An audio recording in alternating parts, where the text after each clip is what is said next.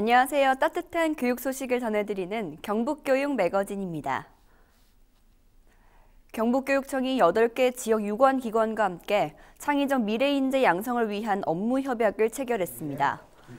김영길 안동병원 센터장과 류시문 대한적십자사 경북도 회장, 심학보 경북도 환경연수원 원장 등 8명은 이날 학생들에게 다양하고 수준 높은 교육 기회를 제공하기 위한 교육기부 문화를 협력했습니다. 구체적으로 교육기부 프로그램 운영과 재능기부 활동을 통한 학생 활동 지원, 기자재 기부 및 업무 연계 가능 사업 상호 협력 등을 논의했습니다. 이번 협약으로 학생들은 각 기관에서 운영하는 취업 캠프와 온라인 멘토링 등을 체험할 수 있게 됐습니다. 경북교육청이 도내 모든 학교에 학급별로 이용이 가능한 무선만 환경을 구축합니다. 교육청은 코로나19로 달라진 교육 환경에 대비하기 위해 942개 학교, 12,800여 개 교실에 무선망을 구축하고 내년 신학기부터 서비스를 제공하기로 했습니다. 또 계속해서 스마트 기기 보급을 확대하는 등 온오프라인 융합 교육이 가능한 환경을 만들어 학교는 물론 가정에서도 학습에 차질이 없도록 지원할 예정입니다. 안동에 있는 한국생명과학고에 전국 최대 규모의 교육용 스마트팜 온실이 들어섭니다.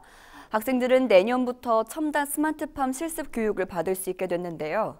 첨단 로봇 농사를 처음 접하는 학생들의 반응은 어떨까요? 전병주 기자가 취재했습니다. 한국생명과학고에 들어서고 있는 스마트팜 온실입니다. 높이 7.5m, 연면적 660제곱미터의 최첨단 온실로 교육용으로는 전국 최대 규모입니다. 공간을 나누어 토마토와 샐러드, 묘목 등 다양한 종류의 작물을 한 곳에서 키울 수 있습니다. 청년 리더 양성 사업으로 경북교육청이 17억 원을 지원했습니다. 내년에 온실이 지어지면 학생들은 첨단 로봇 농사를 직접 지을 수 있습니다. 냉장고처럼 생긴 소형 스마트팜 실습부터 전문 농업인 교육을 받으며 학생들은 똑똑한 농부를 꿈꿉니다. 딸기 키워보고 싶어요. 기후변화나 그런 것 때문에 좀 힘든 점들이 많은데 스마트팜을 통해서 딸기를 키우게 되면 그런 점을 보완할 수 있으니까 사람들이 접하기도 조금 쉽고 더욱 편하게 농업을 지을 수 있을 것 같아요. 농법이 빠르게 진화하면서 교육과정도 첨단화하고 있습니다. 2021학년 교과목으로 스마트팜이 들어와 있고 정부에서도 스마트팜에 대한 보급이 늘어나고 있고 이에 맞추어서 스마트팜의 시스템을 관리할 수 있는 인력으로 학과에서 종자기능사, 유기농업기능사, 농산물 품질관리사, 버섯종균 등의 관련 자격증을 취득할 수 있도록 교육하고 차세대 농업의 대안으로 떠오르고 있는 스마트팜. 실습 교육의 확대와 지원이 이어지면서 똑똑한 농부는 미래의 새로운 직업군으로 떠오르고 있습니다. 헬로티비 뉴스 전병주입니다. 학생들의 대입 진학 지원을 위해 경북교육청이 2022년과 2023학년도 대입 전형 정보를 담은 포스터를 각 학교에 배부합니다. 배부된 포스터에는 현재 고등학교 1, 2학년 학생들이 대입을 치르는 시기에 적용되는 변경된 입시 제도와 대학별 전형 정보를 담고 있습니다. 각 전형 유형별 모집 인원을 구체적으로 제시해 수시 전형의 모집 인원 감소와 정시 인원 증가를 알기 쉽게 했고, 특히 학생들이 관심이 많은 수도권 및 대구 경북권 20개 대학의 입시 전형을 제시해 학생들의 궁금증을 해결했습니다. 임종식 교육감은 이번 안내책자가 대입을 준비하는 예비 수험생들에게 도움이 되길 바란다고 말했습니다. 경북교육청이 유치원 5세반 학급 인원을 줄이는 내년도 학급 편성 기준을 확정했습니다.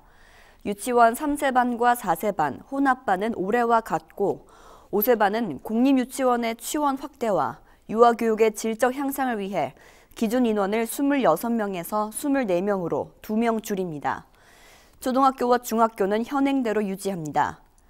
내년도 예상 학생 수는 초등학교가 13만 350명, 중학교가 6만 4,124명으로 올해보다 각각 700여 명, 1,000여 명이 늘 것으로 보입니다.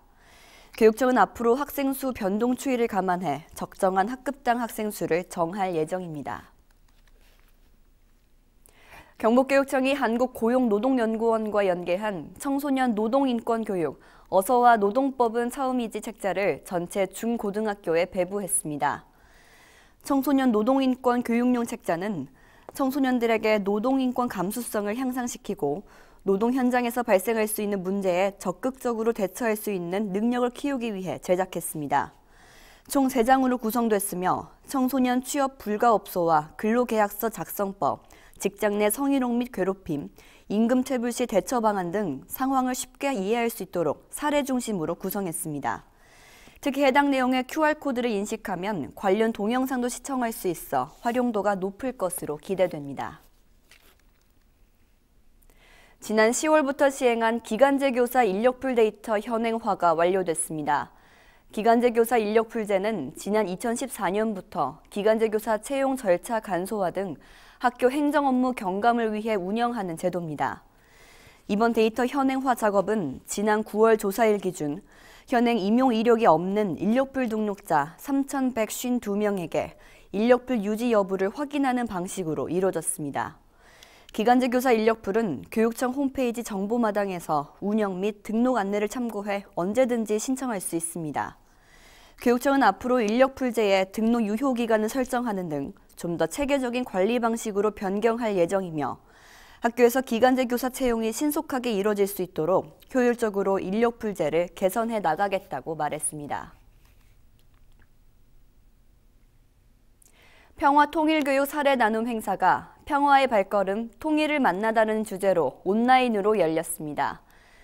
이날 평화통일교육 현장 지원단과 통일동아리 운영 선도학교의 지도교사, 통일교육에 관심 있는 교원 등 60여 명이 우수 사례 발굴과 각 학교에서 추진할 수 있는 프로그램에 대한 정보를 공유했습니다. 통일교육 연구학교를 운영한 봉화내성초, 영덕중, 포항제철중이 동아리 운영과 선도학교 활동을, 경주 근화여중이 교원학습 공동체를 통한 다양한 체험 프로그램을 소개했습니다. 특히 올해 첫 학생 평화통일 체험 사업으로 경비를 지원받아 판문점을 갔다 온 마성중의 사례도 소개됐습니다. 행사는 중앙대 김누리 교수의 독일 통일을 통해 본 한반도의 미래에 대한 특강으로 끝으로 마무리됐습니다. 경북도 내 모든 학교의 원격 수업 전환 절차가 간소화됐습니다. 경북교육청은 16일부터 학교에서 확진자가 발생할 경우 교육지원청이 대표로 나서 지역 보건당국과 협의하고 등교 수업을 조정할 수 있도록 했습니다. 그동안은 원격 수업 전환을 위해 해당 학교가 보건당국, 교육지원청, 본청까지 단계적인 협의를 거쳐야 해 신속한 결정에 어려움을 겪어왔습니다.